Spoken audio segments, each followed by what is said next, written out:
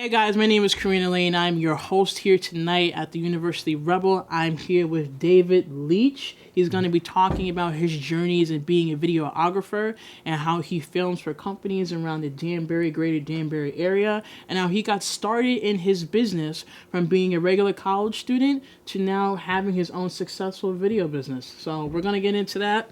And David, slightly introduce yourself and just tell the audience how you really got into filmmaking. How I really got into filmmaking was when I was in 8th grade. I just saw a movie like Jumper, and I wanted to that scene where he teleports around. Is that what you think's gonna happen? If you so much as look at her. What are you gonna do? What are you gonna jump me where? Did you think you were the only one? I wanted that, so right. I went online and I actually pirated a copy of Adobe After Effects. This is in 8th grade. It took all night to download because I had freaking AOL internet. And then at 5 o'clock in the morning, I woke up, went out on my front lawn with my parents' handy cam, and just recorded me jumping around the lawn.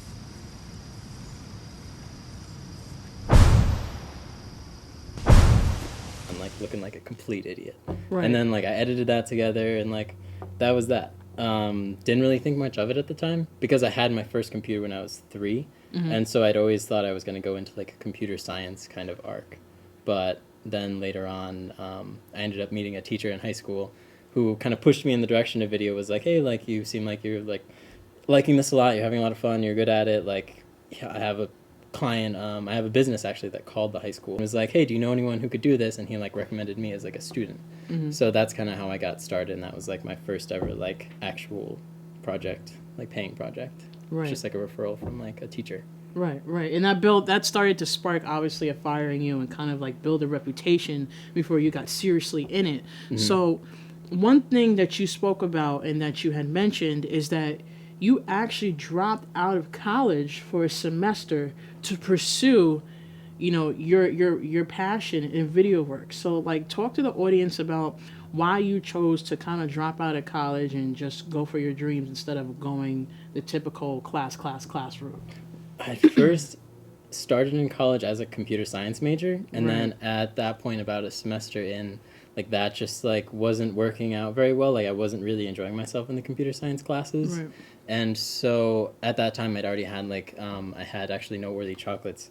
They asked me to do their commercial video, and that was one of my first big commercial actually paid works. And from that Kickstarter video that I made for them, they ended up raising $29,000. Wow. And so that was kind of what pushed me over the edge. Is no, okay, I can actually do this Right. for real, and my Right. videos can have an impact and be successful. Right. So that was where I first got started. I mean, that's great because it's by what you're telling is the audience and I is that you kind of tested your passion and you kind of somebody saw a need for it and then you just saw it blow up with the Kickstarter that you made something worth $29,000, someone's business. So I mean, I can most definitely see why you or somebody of your passion was continue to go down that path. So after your college education, did any of your education at Western, at the college of your choice, did it really aid to your profession in videography at all? Did you pick anything up at Western, or did you just say, just because of the video, I'm just gonna go and do it? Actually, it was actually the opposite of WestCon actually helping me, because when I was first doing that Kickstarter video, I went to WestCon's video production department and was hey, can I borrow some lighting equipment? Can I borrow a camera? Because I didn't have any money for equipment at that time. So, and they actually said no, you're not in the film department. We can't lend you this equipment. It's for film majors only. And so I actually got turned down there and had to go through a friend.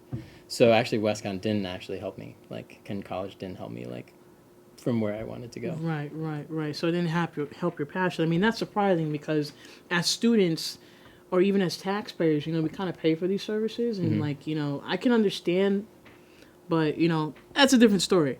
Yeah, exactly. That's a different story. Yeah, I was really upset by that. Really frustrated me that I was paying for the college, You're I was paying for the tuition, and you got denied for an opportunity to actually do you. Exactly. Right. That was it. Right. Okay. So your business. Now, let's slightly talk about your business and how you how have you molded your business?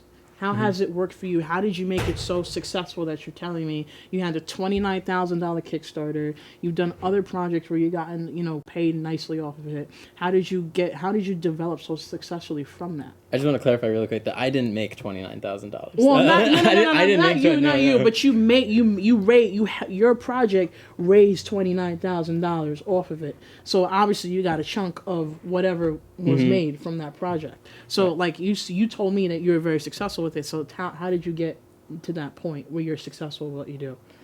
Just a lot of like self-taught and learning. Like before I had a camera or anything, like I was using my iPhone and like going on iMovie and just like editing little videos together, and also going on like lynda.com and looking up like tutorials. Again, that teacher that I told you that like gave me that first referral, he actually put me in like an internship program for video, where I had to make a short documentary about a program that the school was running, Connecticut Pre-Engineering Program. Right. So that summer at the end of high school is where I like learned really most of like what I know like about video. Just like he kind of threw me in there and was like, yeah, I know you don't know anything, you're gonna figure it out, like just make a documentary. And so I had to learn everything pretty much. Right. Wow. So your profession is self-taught. You pretty much, yeah. I mean, you just took a skill, you took a project, taught yourself, through the works, and then you became really good at it. Mm-hmm. Okay. So one thing that you did speak about also is that you wanted to get back into college, but not necessarily for the educational purpose of it. You want to go to NYU to network and mesh with other people of your profession, and live in that city lifestyle where you get to really have hands-on projects. Explain why you decided to go back, officially. I'm looking at going back because I ended up making a few connections at NYU, meaning the film students there. Right. And they invited me on some of their projects. And so like going on their projects and seeing that like they're making, like 3, 4, 5, like actually they're working on up to 20 films like per semester, like their films, their friends' films. So it's a very like hands-on kind of program. I'm like very drawn to that. Right. Not so much as like the sitting in a classroom, like learning it part. Right. Like I think in this kind of profession, and a lot of professions, like you learn by going hands-on and solving those problems like in the field. Right. And the hard part about sometimes college and university is that you have to sit and put in rigorous work for like 3, sometimes even 4 years before you really get that hands-on touch of what that profession really has in store for you. And sometimes students, they work their way all the way up to that point and they're like, I don't even want to do this. Exactly. That's I don't even want, this is not what I thought it was, because they didn't get that opportunity to put their hands in. So I'm glad that you got that opportunity to see, just from doing it, building yourself up, and then marketing and networking with other videographers, that you were able to most definitely find, man, this is something that I want to do, and I'm actually good at it. That's the even better part. So, the market. Let's talk about the market in film. Market in film and video. How is the market in film and video, especially for the years to come? How do you see that evolving? So Facebook recently, like this is the first thing that pops into my mind. Like Facebook has like started poisoning themselves with all their live feed, their live video. I don't know if you've seen that big push. Right. They've been making huge investments into video because like within the next like 5 years, video will be like the biggest portion like of the internet. Like people are streaming video constantly. Like there's a constant demand for like moving picture with sound. Like that's as close as we can get right now to real life. And people like just want that. There's a huge like amount of information that you can convey with a moving picture and audio. Right. So brands, companies are moving towards that for like their marketing. That's where it's all going. Just being able to tell a story, because at the end of the day, it's all about connecting like as a human, as an individual. Right. So if you can do that like with moving picture and sound, like you've made like a much more impactful message than like text or just a photo good on their own. So pretty much, film work, you're gonna be in between the business and the customer, and your job is to bring like a real life element to the customer to obviously then communicate with either business to make the sale. Like that's one of the many routes that you can go in your work. And explain to the camera really quick, or the the audience, what is the actual type of film work you do, because there's a multitude of film work. You can shoot a movie, you can, make a YouTube video. I mean, what is your niche? Like, where do you really reside at? My niche is in the commercial video production. So making videos for small businesses that are directly like B2C. So business is talking to the customer. Right. So like a project that I recently had was one where like a client had, like, who was a gym, had recently like come up with a new like Ninja Warrior class. Okay. And so I had to I made a video that just kind of like went in the class, like showed what it was like from like the kids' perspective, and like showed the parents what they were getting out of going to this class.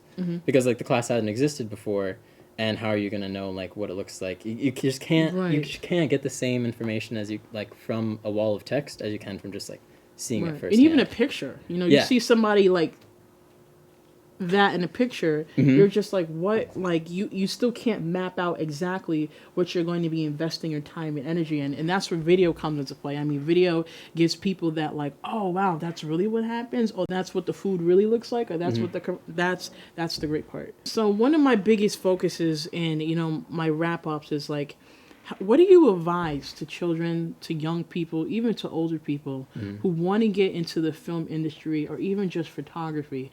Where, how do they get in? How do you compete with the top dogs? How do you really make your mark in the industry? Where do you start?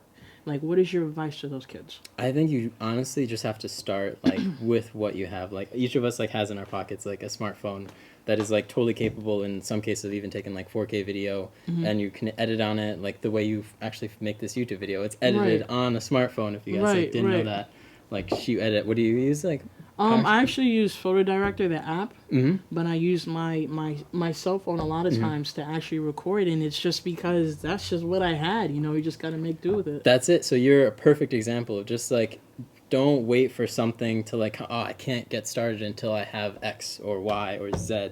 Like, just start with whatever you have. Like, if you are just starting, like, that is the biggest thing. It's just you want to find a proof of concept.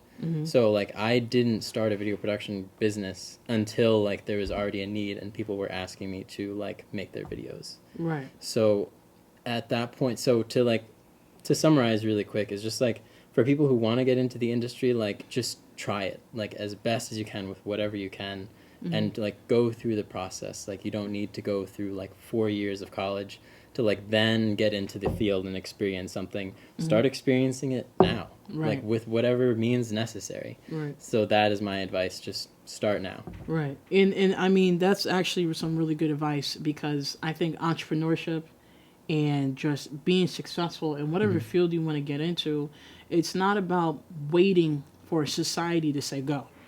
It's about you doing what you feel is necessary before you go. It should be all kids do, internships, then decide what path of life they go on. So, I mean, most definitely, thank you for that. And hopefully somebody out there most definitely got something out of what you just said. Make sure that you follow David. He has his social media accounts, and that, you never know. Somebody's watching this video, be like, I actually want David's work. So thank you guys for staying tuned. David, you want to say thank you real quick for... Thank you guys, for tuning in, checking out Karina. She, is the one who put this all together, so huge thanks to her for making this possible. Right, and this beautiful film work that we got going on is actually David's work. So make sure you guys follow the Instagram page, and that you guys are on the YouTube page for the University Rebel. And make sure you guys follow David's work. I'll put a link in the bio. I'll put a link in the video, and we'll go from there, guys. All right, have a good night. Thank you so much. All right.